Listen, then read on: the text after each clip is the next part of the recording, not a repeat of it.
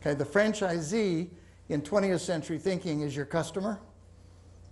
In 21st century thinking, they're part of your strategy. They're your strategy partner.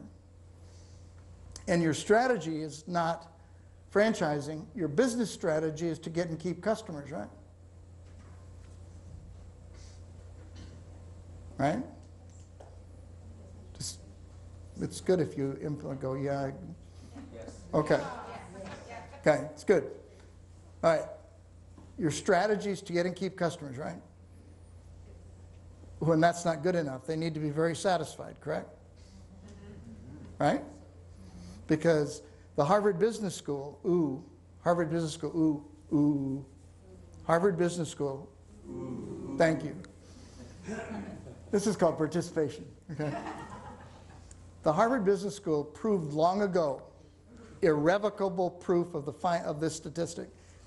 A very satisfied customer, now think about the economics of this, a very satisfied customer will do business with you again at a factor of 6x over a satisfied. 6x.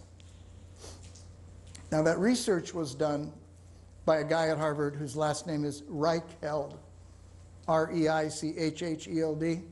Is that name familiar with any of you? It needs to be. Okay, Reichheld, senior professor at Harvard with a lot of other people, has been doing research for 30 years. Okay, now I happen to have Harvard Business Reviews that go back 35 years. I started in grade school. Okay? Ooh. Harvard has been studying the evolution of competitive advantage. And this is how we win in an increasingly competitive environment, is to understand what competitive advantage is today. Okay? And not be stuck in some previous decade that we think is competitive advantage, like food quality, if you're Cora. Because someone can knock off your food quality. They can't knock off your culture. They can't knock off the way you treat your customers. That's why I'm very concerned as a faithful Continental Airlines customer that they've merged with United, because Continental for about 8 years in a row was ranked as one of the 100 best companies to work for in the US. And I used to make fun of United because I knew their mission statement was this: we're not happy till you're not happy. And they lived it. Now they're merging, and I'm going, whose culture is going to win? Whose culture is going to win? Because we're talking a lot about culture here. Okay? Culture is part of your competitive advantage today. Okay. So, does anybody remember where I was? Because I do. What point was I making? Does anybody remember? Harvard studies. On 6X, Yes. right? Okay. Now, Reichheld wrote a book. And if you don't have this book, you need this book. This book is called The Ultimate Question. Reichheld, R-E-I-C-H-H-E-L-D, The Ultimate Question. Can you spell it? R-E-I-C-H-H-E-L-D, as in Third Reich, and then the word held. Okay?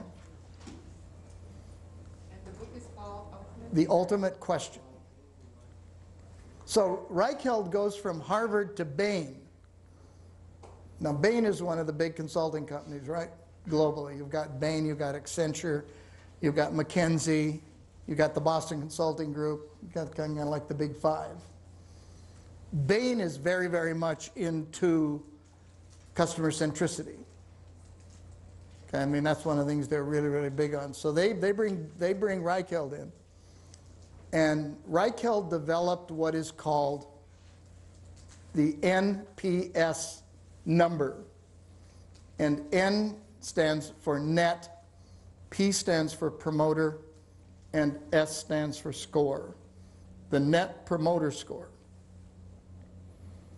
And the Net Promoter Score allows anybody in here to measure how many promoter customers you've got.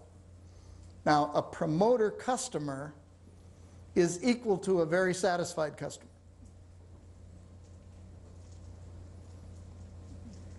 Okay. Satisfied customers are considered to be neutral in terms of the effect they have on your business. They're steady people, but they're not out there going, this is the best thing since sliced bread. Okay? But they're saying, this is a really cool place, I go back there frequently. Now, what you do when you determine your net promoter score is, I'll just give you an example. Let's say we have 1,000 customers that we poll, okay? And 800 of them rate us 9 and 10 on the ultimate question. I'll bet you're wondering what the ultimate question is. The ultimate question is, having just eaten at Cora's and having to look at her on the menu, right? Your beautiful face on the menu. Having just eaten at Cora's, this is the ultimate question. Having just eaten at Cora's, or having just done business with this bank, or having just done X, having just done business with you, what are the chances, 0 to 10, of your recommending us to your sphere of influence, whether it's B2B or B2C? Having just done business with us, what is your opinion, 0 to 10, on your promoting us to your sphere of influence? 9s and 10s are called promoters, 7s and 8s are neutrals, 0 through 6ers are called detractors. And detractors, because he's a Harvard scholar, Reichheld simply calls bad profit. Because they're paying you to trash you, which is what they do. That's why they're called detractors. So, back to our example. Got 1,000 customers, just came out of Cora's. We ask them the ultimate question, having just done business with Cora's, what is the chance, 0 to 10, of your telling your sphere of influence to go there? Okay? So 800 of these out of 1,000 score 9 to 10. That's 80%. 100 of them score 7 to 8. That's 10%. And 100 of them score 0 through 6. That's 10%. The NPS number is derived by subtracting the detractors from the promoters. So you take 10% from 80% and you get a number, you don't get a percent. That number is your net promoter score. In this case, it would be 70. Now here's what the research shows. Any of you who care about profit. A change of 5% in very satisfied customers, which means frequency, and promotion gets you new customers, okay? A change in 5% from detractors up to just moving those up. 5%, which means 5 out of 80 is 4, which means 84, right? A change of 5% can affect your profitability. Now, none of you are going to believe this. 45%. This research, this is not opinion.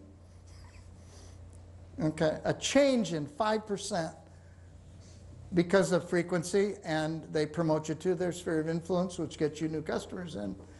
And then a bunch of those become promoters and blah, blah, and yada, yada. All right, this is why we're talking about this topic today. How to become customer-centric. Because it's the key